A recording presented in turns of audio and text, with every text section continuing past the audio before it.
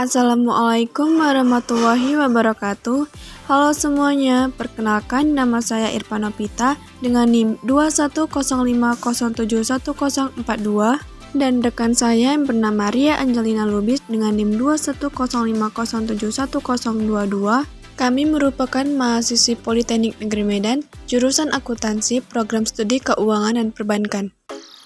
Di sini kami dari kelompok 9 akan membahas materi mengenai analisis kinerja keuangan PT Semen Indonesia Persero Tbk tahun 2018 dan 2019 dengan menggunakan rasio likuiditas yang diampu oleh Ibu Dr. Nurlinda, SEAK MSICA.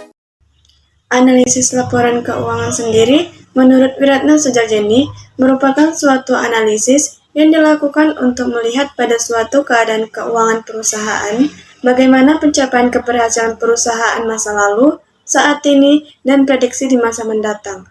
Analisis laporan keuangan tersebut akan digunakan sebagai dasar pengambilan keputusan oleh pihak-pihak yang berkepentingan. Kita masuk ke latar belakang. PT Semen Indonesia Persero Tbk dahulu disebut dengan PT Semen Gresik Persero Tbk, merupakan perusahaan BUMN persemenan pertama yang go publik di Bursa Efek Indonesia atau BEI dengan kode emiten SNGR. Diresmikan di Gresik pada tanggal 7 Agustus 1957 oleh Presiden pertama Republik Indonesia. PT Semen Indonesia memiliki visi menjadi perusahaan penyedia solusi bahan bangunan terbesar di regional dengan berorientasi pada kepuasan pelanggan dalam setiap inisiatif bisnis dan untuk mendapatkan atau memperoleh laba. PT Semen Indonesia Persero Tbk untuk menilai kinerja keuangannya diperlukan adanya analisis rasio keuangan. Lalu apa itu analisis rasio keuangan? Menurut Kuswandi, menjelaskan bahwa analisis rasio keuangan merupakan cara menganalisis menggunakan perhitungan-perhitungan perbandingan atas data kuantitatif yang ditujukan dalam laporan posisi keuangan dan laporan laba rugi suatu perusahaan. Rasio likuiditas. Menurut Weston, rasio likuiditas merupakan rasio yang digunakan perusahaan untuk mengukur kemampuannya dalam memenuhi kewajiban jangka pendek sehingga aset lancar perusahaan jumlahnya harus lebih besar dari kewajiban lancarnya. Yang termasuk dalam rasio likuiditas ada 3. Yang pertama itu ada current ratio, yang kedua ada quick ratio, dan yang ketiga ada cash ratio. Nah, yang pertama itu ada current ratio. Current ratio atau rasio lancar merupakan rasio yang digunakan untuk mengukur kemampuan perusahaan dalam membayar kewajiban jangka pendek yang segera jatuh tempo dengan menggunakan total aktiva lancar yang tersedia. Standar industri untuk rasio lancar adalah 2 kali. Dengan rumus yang digunakan adalah aset lancar dibagi dengan utang lancar. Kemudian kita masuk ke yang kedua yaitu quick ratio, di mana menurut Hantono, quick ratio merupakan rasio yang digunakan untuk mengukur kemampuan perusahaan dalam membayar kewajiban jangka pendeknya yang segera jatuh tempo dengan menggunakan total aset yang tersedia, tetapi tidak termasuk persediaan. Dan standar industri untuk quick ratio adalah 1,5 kali. Dengan rumus, aktiva lancar dikurangi dengan persediaan dibagikan dengan utang lancar.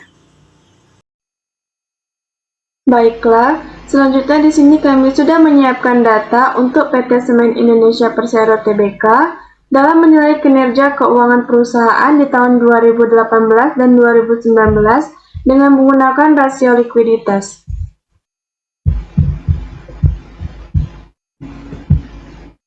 Langsung saja kita masuk ke rasio tahun 2018, yaitu current rasionya didapatkan dari jumlah aset lancar dibagikan dengan utang lancar di tahun 2018. Maka 16.091.024 rupiah dibagikan dengan 8.179.819. Maka didapatkan current rasionya sebesar 1,97. Standar industri current ratio adalah 2:1, maka kesimpulannya 1,97 dibanding 1 versus 2:1. Kriteria perusahaan dikatakan tidak baik karena dalam Rp1 utang lancar dijamin sebesar Rp1,97 aset lancar. Dan dapat dikatakan pada tahun 2018, perusahaan semen Indonesia non-liquid karena current rasio lebih kecil dari standar industri, yaitu 1,97 lebih kecil dari 2 kali. Kemudian kita masuk untuk current ratio di tahun 2019, yaitu total aset lancar di tahun 2019 dibagikan dengan liabilitas jangka pendek di tahun 2019. Aset lancar di tahun 2019 sebesar Rp16.988.531 dibagikan dengan liabilitas jangka pendek 2019 sebesar Rp12.240.252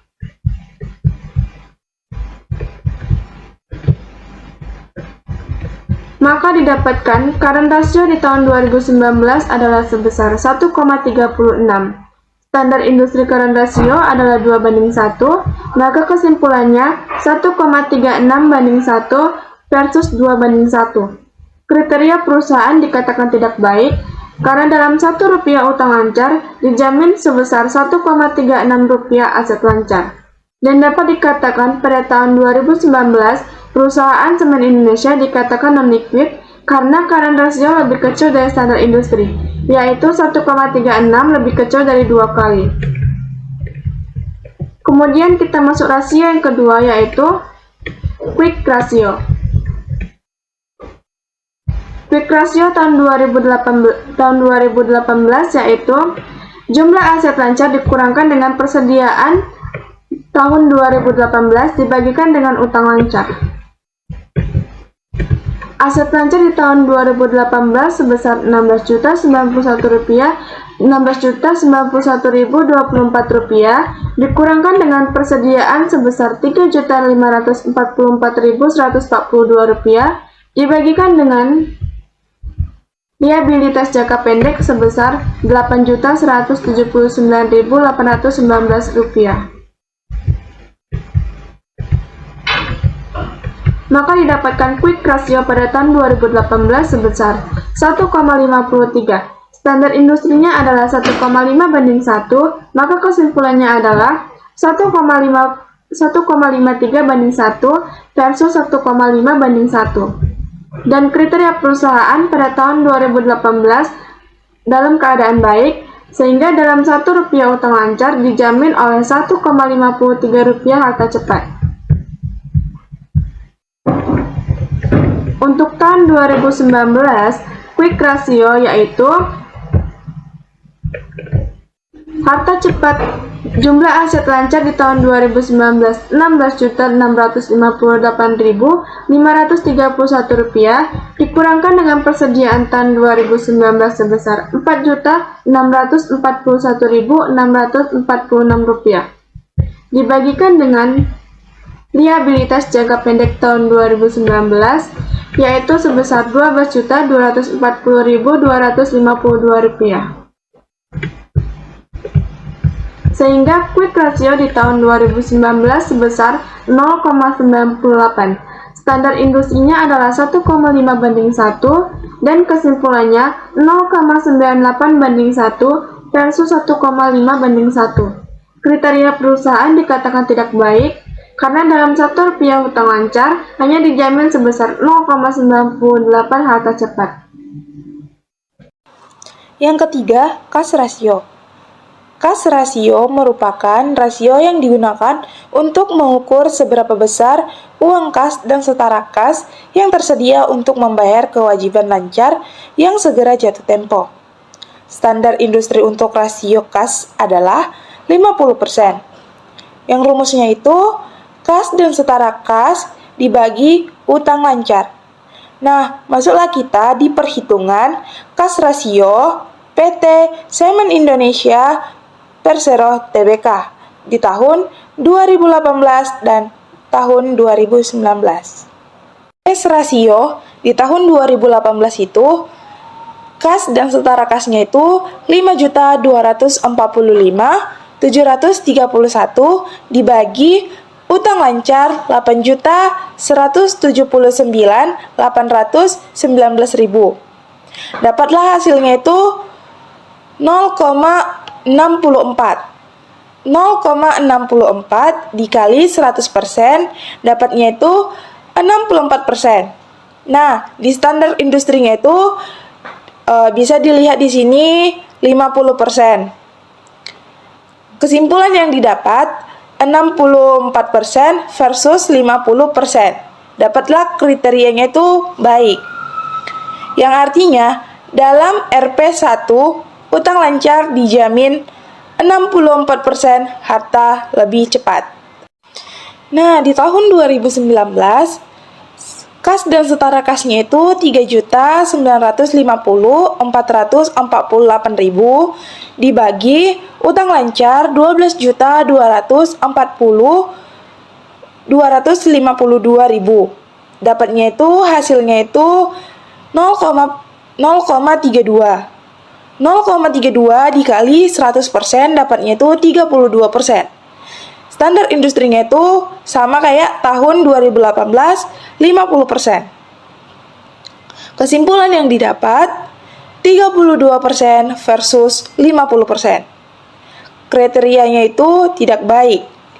Yang artinya itu dalam RP1 utang lancar dijamin 32% harta lebih cepat atau harta cepat. Nah, yang terakhir, masuklah kita ke kesimpulan. Yang pertama itu, pada tahun 2018, current ratio sebesar 1,97 kali, pada tahun 2019, current ratio sebesar 1,56 kali. Dengan demikian, rata-rata current ratio dalam 2 tahun terakhir sebesar 1,75 kali, yang berarti tidak liquid, karena di bawah standar industri yaitu kurang dari 2 kali. Hal ini dapat diartikan bahwa perusahaan dianggap belum mampu melunasi utang lancarnya dengan aset yang dimilikinya. Yang kedua, pada tahun 2018, quick ratio sebesar 1,53 kali. Pada tahun 2019, quick ratio sebesar 0,98 kali.